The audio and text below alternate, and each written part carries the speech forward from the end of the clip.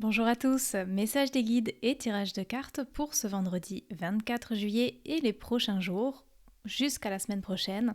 Quelque chose qui revient énormément ces derniers temps, c'est vraiment l'importance de passer par le corps physique. C'est vraiment notre carte routière et ce qui nous montre ce qu'on a à travailler, ce qui est au programme en ce moment.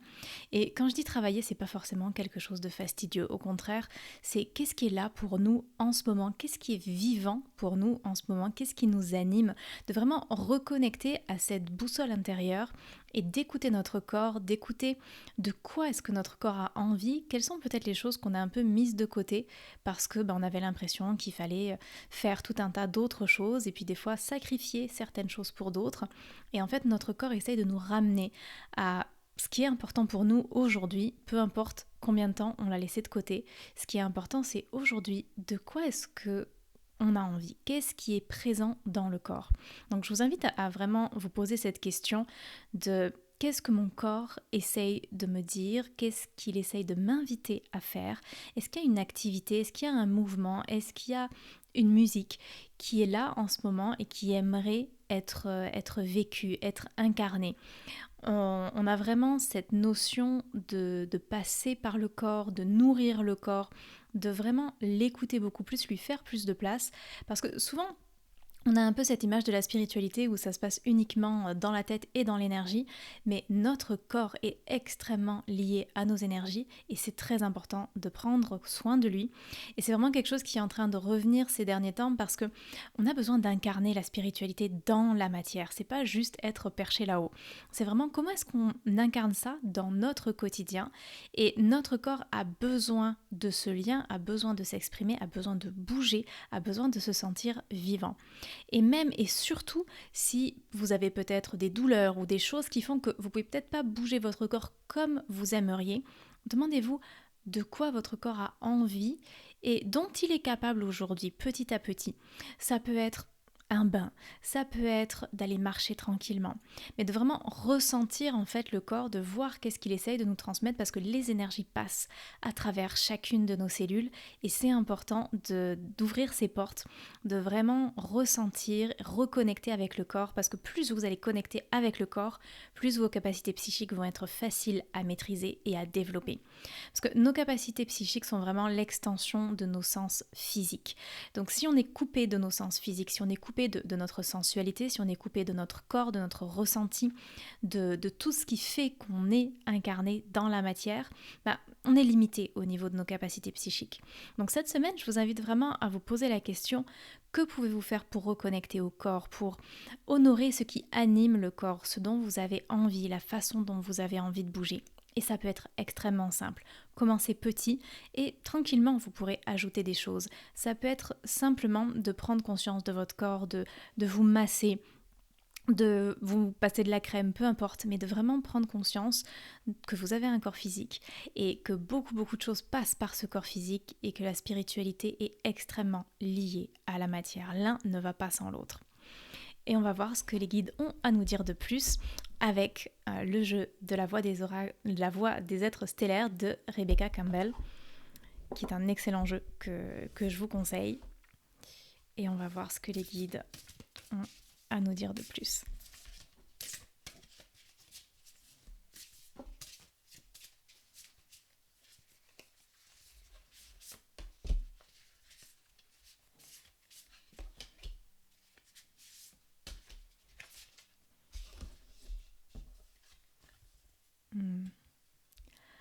Les enfants d'or, enfants intérieurs, tendresse, innocence, dons rares.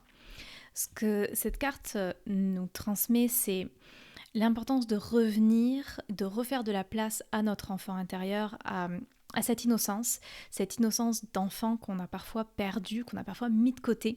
Donc ça rejoint un peu cette histoire de revenir à ce qui nous anime, les dons rares, c'est ce qu'on porte en nous, c'est ce que chacun de nous a en lui. Et j'ai toujours un peu du mal avec le côté don, parce qu'il n'y a rien qui est magique, c'est souvent des choses qui sont en vous et que chacun a des dons, entre guillemets. On a chacun des choses dans notre cœur, des élans, des choses qui nous animent. Et l'univers est en train vraiment d'essayer de raviver ça parce que c'est ce qui nous rend vivants, c'est ce qui fait qu'on se sent euh, vibrant, rayonnant. Et on a besoin de ça. On a besoin aussi de cette tendresse envers cet enfant intérieur qui a souvent été un peu malmené parce que la société n'était pas forcément bâtie pour qu'on puisse honorer ces élans qu'on a en nous, ce qui nous passionne, ce qui nous anime.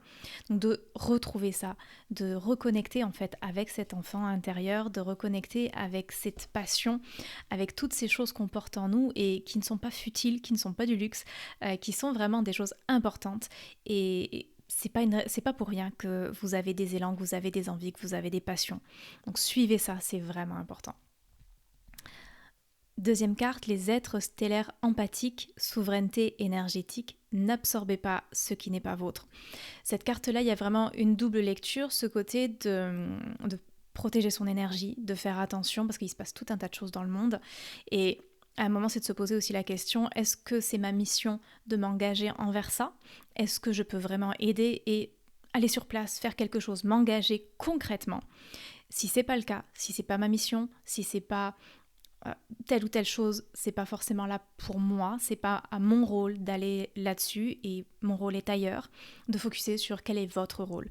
Chacun est un chaînon dans ce monde et on n'est pas fait pour prendre en charge la totalité, c'est juste pas possible, c'est complètement illusoire de se dire qu'on va régler tout seul tous les problèmes du monde.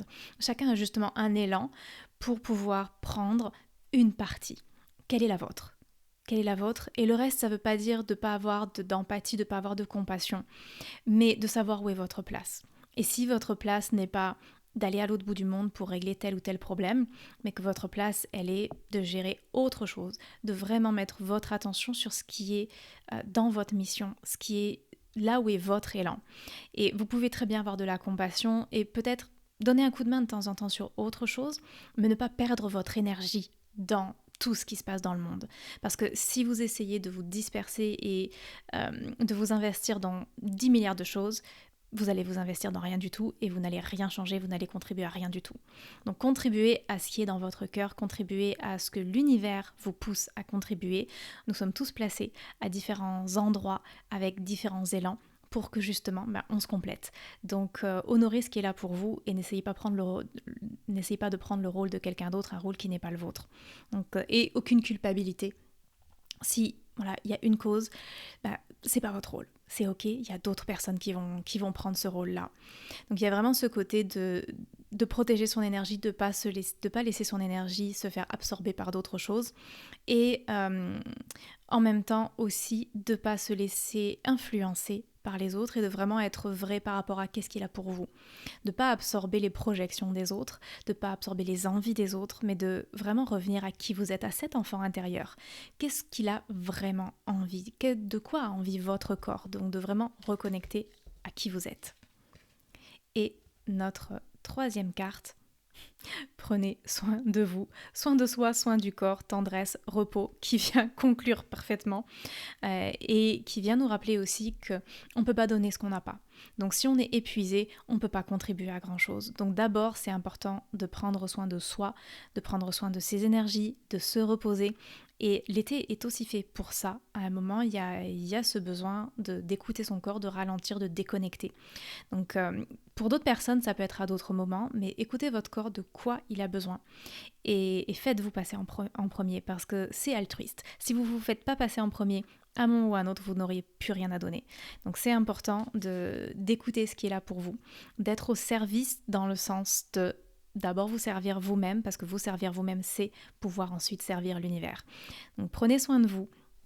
Vraiment, essayez de connecter à ce qui est là pour vous, de quoi est-ce que vous avez besoin, de quoi votre corps a besoin, de quoi votre âme, votre cœur ont besoin, qu'est-ce qui vous nourrit et qu'est-ce qui vous donne la force, qu'est-ce qui vous donne l'envie, qu'est-ce qui vous donne ensuite l'énergie de contribuer à ce qui compte pour vous, à ce que vous êtes venu faire. Voilà, je vous souhaite une super belle semaine, un très bon week-end et on se retrouve très vite. Salut tout le monde.